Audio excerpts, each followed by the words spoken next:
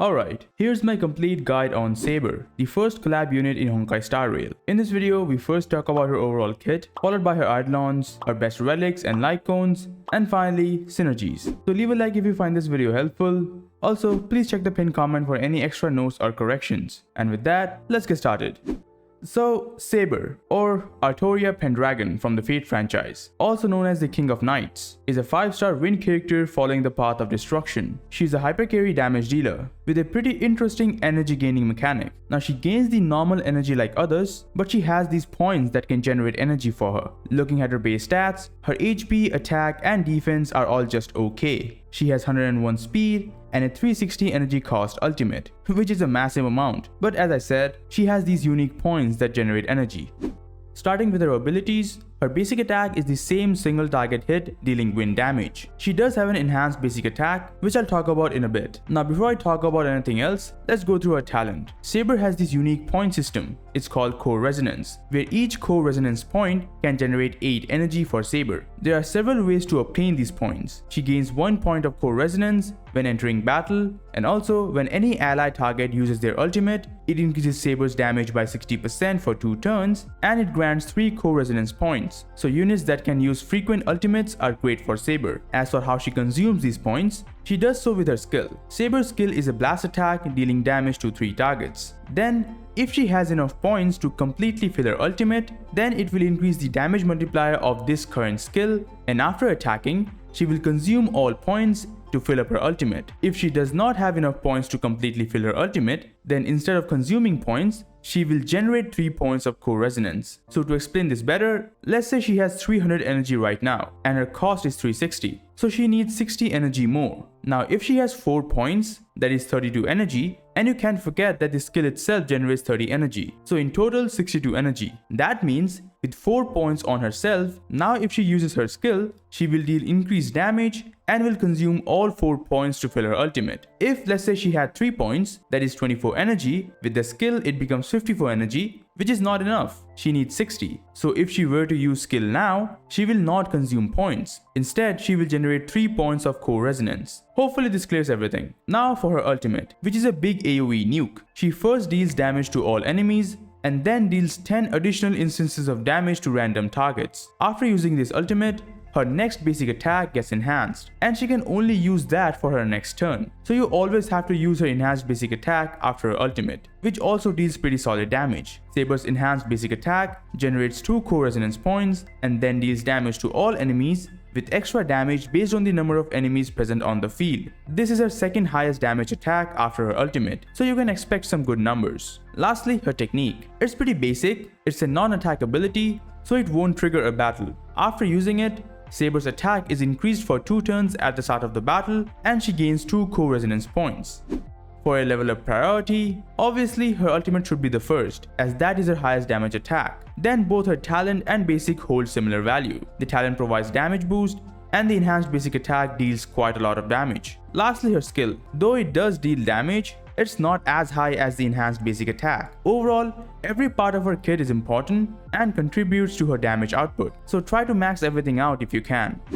On to her passives. Now I gotta say, she gets a ton of crit stats from her passives, and it makes her so much easier to build. Saber's first passive increases her crit rate by 20%, so make sure you don't build over 80% crit rate on her, as it will overcap. And if you're using Sunday with her, then do not go over 60% crit rate, as Sunday provides 20% crit rate as well. Next, when Saber enters battle, or when she uses her enhanced basic attack, she will gain this effect called Mana Burst. Now while in this effect, whenever Saber gets enough points so that her next skill will fill up her ultimate, then she will immediately take action. For an example, let's say your Saber is very low in the action order, and she needs 3 more points to get her ultimate. Now let's say someone in your team uses their ultimate. Saber will gain 3 points. Now that she has enough points to fill her ultimate, she won't have to wait for her turn. She will pretty much overtake everyone in the action order and will be able to take action immediately. And then she can use her skill, and that will lead to her ultimate and so on. Basically, the moment she gains enough points to fill her ultimate,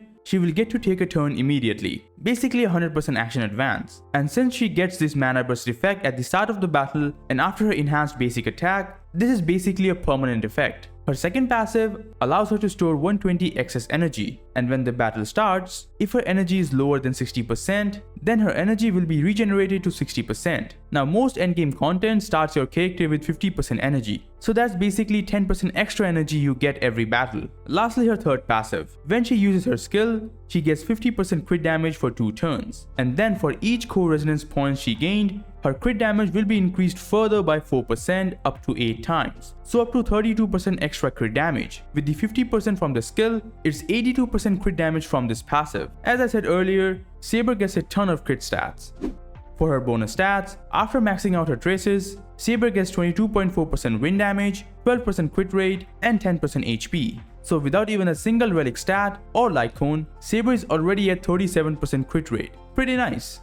On to her Eidolons. Saber does have some really good Eidolons with good damage increase, but it's not anything super complex, like we have with someone like phainon. But setting that aside, as usual for every calculation shown in this video, this is the team I have used, with Sunday, Tribi, and a sustain for only healing, which is Locha in this case. And also, the overall damage is based on 3 cycles. Now starting with her E1, it increases Saber's ultimate damage by 60% and also grants her 1 extra point of core resonance after she uses her skill or basic attack. Great for generating more points, but nothing crazy. Her E2 lets her ignore enemy defense based on the number of points she has, where each point lets her ignore 1% defense, up to 15%. Also, when her skill triggers the multiplier increase effect, which is the time when Saber has enough points to get her ultimate, each point of core resonance will increase the damage multiplier by an extra 7%, so even more damage increase for the skill. Her E4 gives her 8% wind rest pen, and also, after she uses her ultimate, she gains 4% more wind rest pen, and this can stack up to 3 times. So 12% from here,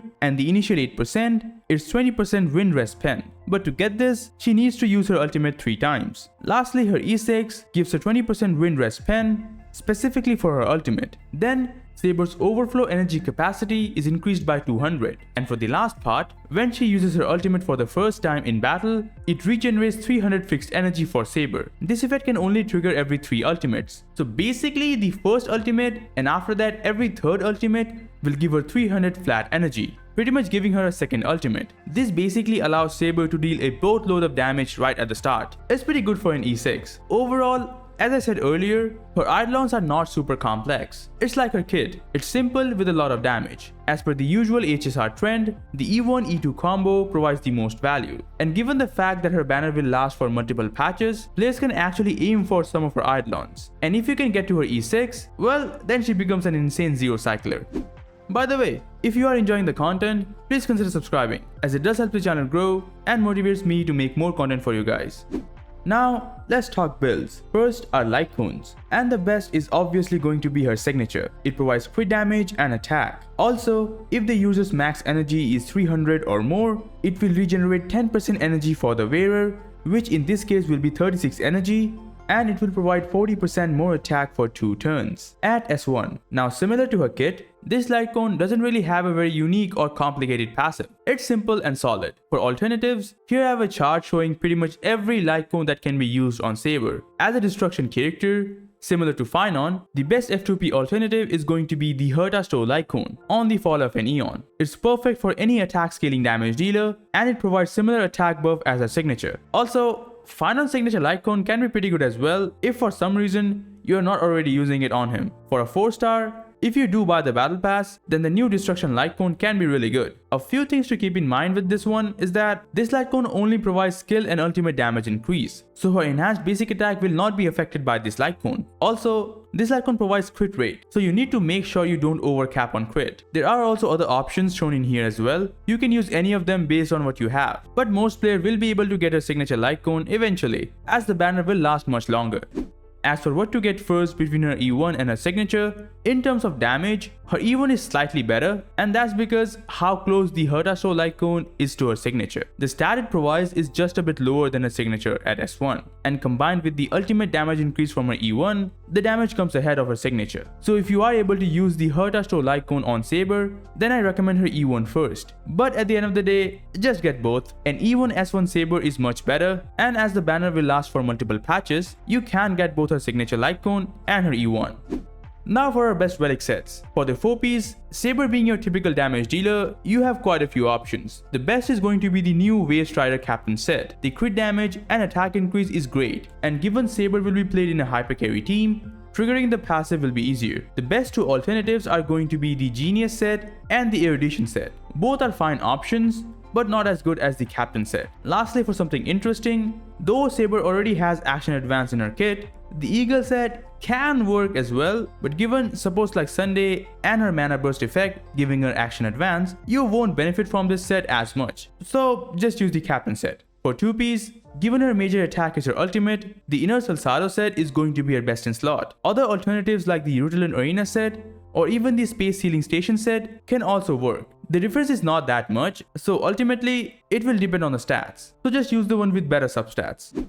For Relic stats, here's a build for reference. Everything calculated here is based on free to obtain Lightcones and relics with low substat rolls, so you should be able to achieve something like this eventually. For main stats, use a crit damage body, as she already gets tons of crit rate. For boots, both attack and speed are fine. The main difference it will make is for how you play the Action Advance support in your team. Like for Sunday, for a -1 speed setup, given how unpredictable Saber's own Action Advance can be, sometimes you may find Saber to be behind Sunday in the action order, and that will ruin the -1 speed setup. It can work, you just have to pay more attention on when to proc Saber's Mana Burst. As for a slow Saber with an attack boot, it's pretty simple here, you just have to make your hyper carry support super fast with a hyper speed build. Now instead of pushing Saber for an extra turn, you will be pulling Saber to take a turn. Now both a fast and slow builds are good, use the one that gets you better results. After that, use wind damage for the sphere and attack for the rope. For stat goals, just go for your typical DPS stats, high attack and crit damage with low speed,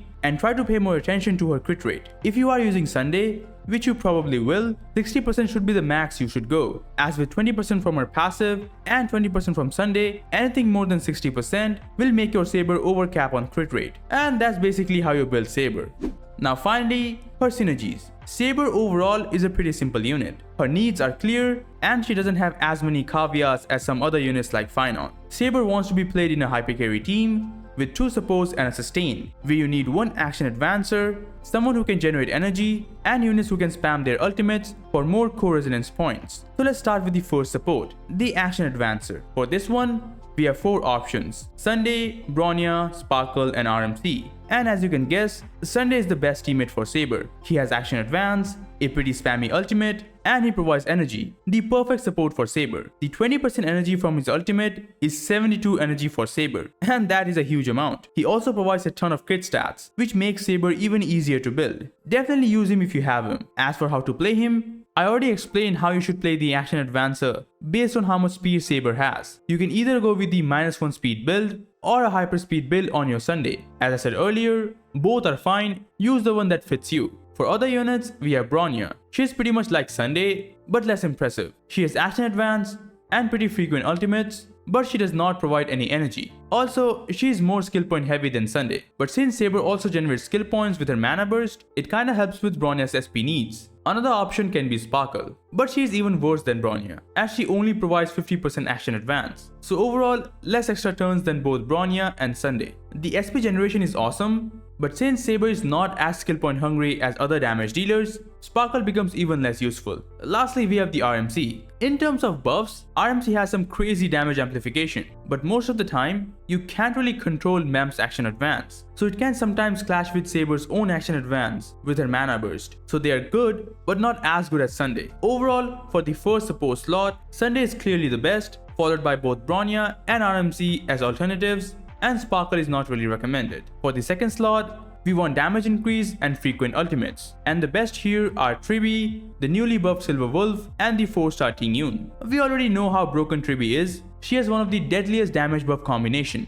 being Rest Pen and damage taken, with 100% uptime. She also has super frequent ultimates, so more ultimate means more core resonance points, more follow-up attacks from Tribi, and more procs of Dance Dance Dance Lightcone. She is the best unit for this slot. As for Silver Wolf, she after her buffs became an incredible unit. She has more control over her weakness implant, also provides rest pen and defense down, and she can also spam her ultimate. The only thing that makes her worse than Tribi for this team is the fact that she cannot use Dance Dance Dance. Speaking of that Lightcone, Another unit that can use this Lightcone is Tingyun. Her buffs are not as good as Tribi or Silverwolf, and the duration of her buffs are based on the target's turns, so the buff will run out much faster, with Saber constantly taking turns. But Tingyun can provide energy. At E6, her ultimate gives 60 energy, which is a lot, and you can also spam her ultimate, which makes for an insane energy source. So if you don't have the premium units, Tingyun is perfectly fine for this slot as well. Some other units who can situationally work or does not synergize that well with Saber are Ruanmei and Robin. Ruanmei is not that much better than other supports as her ultimate is not as frequent, but she is great for Epoch Shadow, and that's where I recommend using her. As for Robin, just like Ruanmei, Robin's ultimate is not as frequent either. Though the buffs she provides are awesome, she needs quite a lot of energy to use her ultimate in the first place. And also,